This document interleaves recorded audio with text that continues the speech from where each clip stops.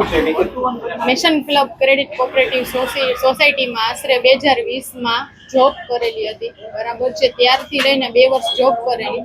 ત્યારબાદ આ મંડળીનો જે ચેરમેન છે પરાગ સોલંકી, બરાબર છે, એ ત્યાંની જેટલી બી લેડીઝ એમ્પ્લોય છે એ લેડીઝ એમ્પ્લોયીને હેરેસમેન્ટ કરે, બરાબર છે. કારણ કે જ્યારે પણ એમ્પ્લોયી જોઈન્ટ થાય છે ત્યારે ઈ લોકોના ચેક લઈ લે છે, બરાબર છે. અને અગાઉ મેં એમની ઉપર 376 કરેલી છે, બરાબર છે. અને એમને મને ફસાવી અને મને બ્લેકમેલ કરેલી છે, મને ખોટા વાદા વચનો આપીને અને મારી સાથે કાવતરું કર્યું છે. આની પહેલા પણ બીજી અનેક છોકરીઓ સાથેના રિલેશન હતા અને હજી છે પણ. એની વાઈફ પણ છે ને 2 છોકરા પણ છે. અને હાલ મને હેરાન પરેશાન કરવા માટે અલગ અલગ જગ્યાએ મારા ચેક નાખે છે.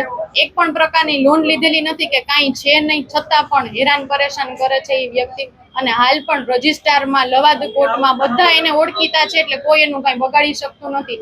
ઇવન રેપ કેસ 376માં પણ એને એક પણ દિવસ જેલમાં રહ્યો નથી. એટલે એ પોતાને સમજે છે કે હું બધે પહોંચી વળીશ, કારણ કે અમારી પાસે પૈસા નથી, અમે કઈ જગ્યાએ પોલીસ વાળા અમને હેલ્પ કરે છે, એ બધી વાત સાચી, બરાબર. પણ હાલ અત્યારે છૂટો એવી રીતે રખડે છે, જ્યારના એને જામીન મળ્યા છે ત્યારના ઈ મારી ઉપર અલગ અલગ પ્રકારે કેસો કરે છે, જેમ કે દ્વારકા, અંજાર, મોરબી.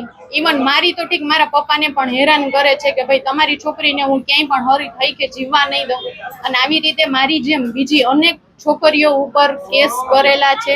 એક પણ પ્રકારની લોન નથી લીધી, છતાંય આ તમામ કેસમાં પરાગ સોલંકી તો છે જ, સાથે સાથે એમની વાઈફ ઉર્મી પરાગભાઈ સોલંકી, એનો છોકરો વૈભવ પરાગભાઈ સોલંકી તથા લોનમાં કામ કરતા એમ્પ્લોયી જેવા કે રિકવરી એજન્ટ છે, બરાબર છે, વિવેક વિનોદભાઈ ટાંક, મોન્ટુ વિનોદભાઈ ટાંક, વરુ મશરૂ, એ બધા જ આને સપોર્ટ કરે છે. અને હાલ અત્યારે એક સ્ત્રી થઈને હું એમ કહું છું કે જેટલા બી લોનીઓ છે એને ઇન્સાફ દેવડાવો અને મને પણ ઇન્સાફ દેવડાવો, એવી મારી કલેક્ટર સાહેબને રજૂઆત છે. તથા પોલીસ ને એ જ એટલું જ હું કહેવા માંગીશ છેલ્લે કે આ વ્યક્તિ જેલમાંથી છૂટવો ન જોઈએ, કારણ કે એ જો જેલમાંથી છૂટી જશે અથવા તો ઈ પકડાશે નહીં તો ઈ હજી પણ અમારી ઉપર અલગ અલગ જગ્યાએ આવા કેસ કરશે. કેટલા ટાઈમથી આ રીતનું કરી રહ્યા છો? કેટલા ટાઈમ? આ કેસને આ બધું તમને હેરાન પરેશાન કેટલા ટાઈમથી? છેલ્લા 1.5 વર્ષથી આ કરે છે સાહેબ.